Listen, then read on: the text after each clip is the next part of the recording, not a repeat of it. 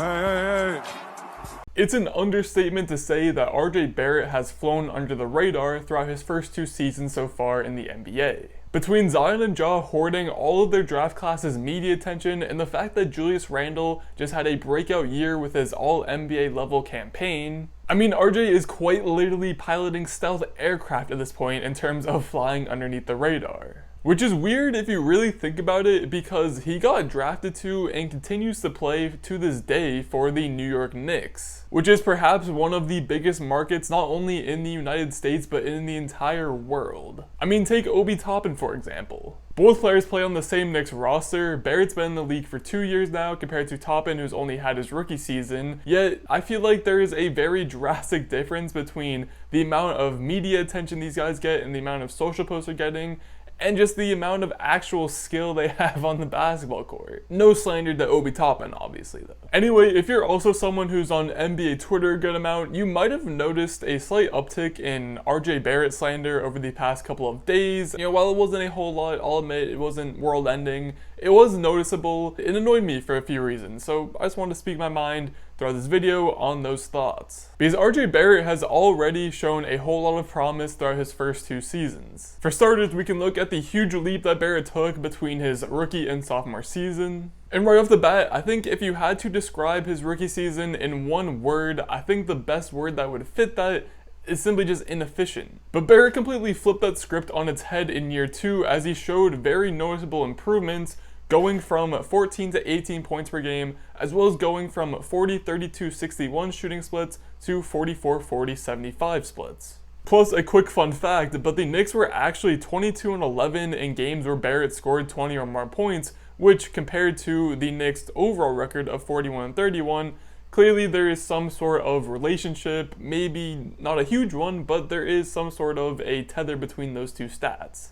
And even if you're not that much of a stats guy, the eye test confirms it as well. Just by watching RJ Barrett play in his second season, he looked like such a more confident player, both when his shooting and his driving and passing, just his overall play. He looked like he was a lot more confident, comfortable. It looked like the game was slowing down for him. I think it's fair to say that a big reason for why that was because the Knicks were actually a good basketball team last season, as opposed to the 2020 year, where, let's just flat out say it, the Knicks sucked.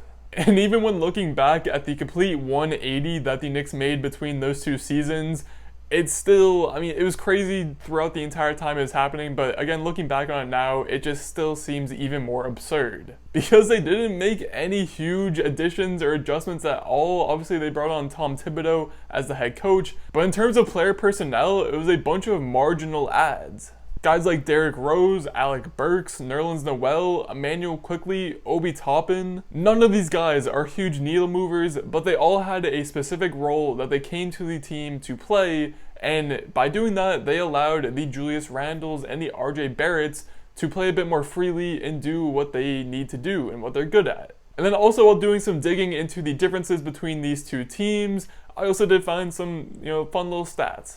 The obvious one is that between 2020 and 2021, the Knicks jumped from 18th in opponents' points per game to 1st in the entire league. And then this next one was pretty astounding to me. If you look back at the 2020 Knicks roster, they only had 1 player who shot greater than 37% from 3 for the entire season. And that player was Marcus Morris, who would shoot 44% in the season and would eventually be traded to the LA Clippers at the deadline, so he'd even stick around for the full year. But then you compare that to the 2021 Knicks roster, and they had 8 total players who shot greater than 37% from 3 on the season. They had Frank Ntilikina at 48%, Alec Burks, Julius Randle, Derrick Rose, and Reggie Bullock all shot 41%, RJ Barrett was at 40%, and then Kevin Knox and Emmanuel Quickley round out the list at 39%.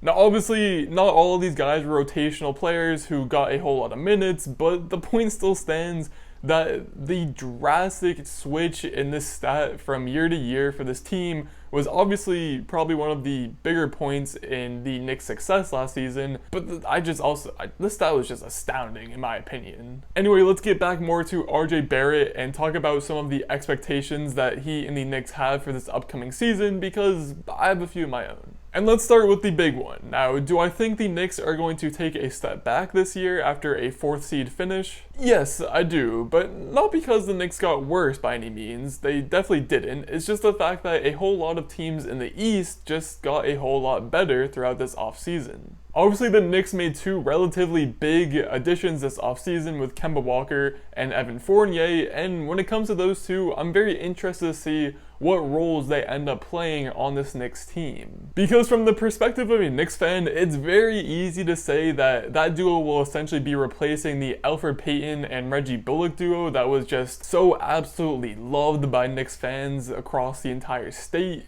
Because yes, in that sense, in a vacuum, it's very easy to say that Walker and Fournier are huge upgrades over Payton and Bullock, and at least just from an offensive perspective, they're definitely going to be upgrades. But when it comes to someone like RJ Barrett, and we put it in that perspective, I just really hope that this doesn't impact his growth as he becomes a better scorer in the NBA. Because by bringing on 2 good offensive players in Walker and Fournier, it's going to shake up that offensive hierarchy that every team has. Now, I'm not too worried with Fournier just because he's never been that much of a ball-dominant player. He's always excelled as a off-ball guy who can do damage in catch-and-shoot and catch-and-drive scenarios. For that reason, I don't think his skills are going to overlap that much with RJ Barrett's. Kemba Walker, on the other hand, is a different story. He's someone who routinely has the ball in his hands to make plays, and he left the Celtics for a reason. He wanted a new situation for a reason. He came to the Knicks because he didn't want to be a third option anymore, playing third fiddle to Jaylen Brown and Jason Tatum. And I wouldn't be surprised if he wants to get back to his Charlotte form where he was taking, like 18 to 20 shots a night. Now in total, I don't want this to get too carried away because I'm not really too worried about the number of shots or the share of shots that's going to have to be spread around amongst Barrett, Walker, and Fournier. I think there'll be plenty. Plus, I imagine Julius Randle probably takes a lesser share of the offense, as well as the fact that Kemba Walker just most likely isn't going to be playing every single game. As much as I would love to see him for all 82, just based off of his recent seasons, I just doubt his durability. But anyway, I make this whole point about offensive hierarchy and share of the offense because, like the title of this video suggests, RJ Barrett should be at the forefront of every decision that this Knicks front office makes in regards to team building for here on out. He's shown enough promise as a 20-year-old NBA player that the Knicks should know by now that they have a really good, promising young player in RJ Barrett,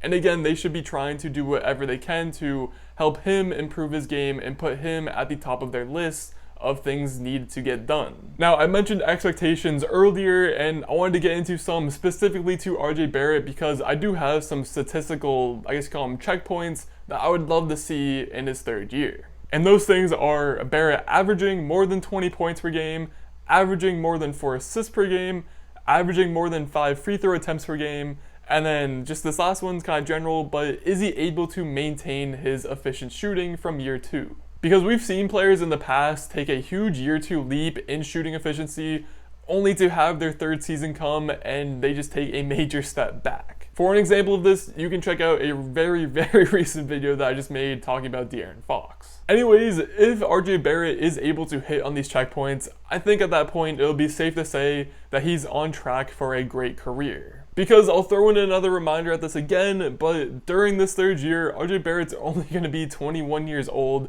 He still has plenty of years before he even thinks about approaching his prime.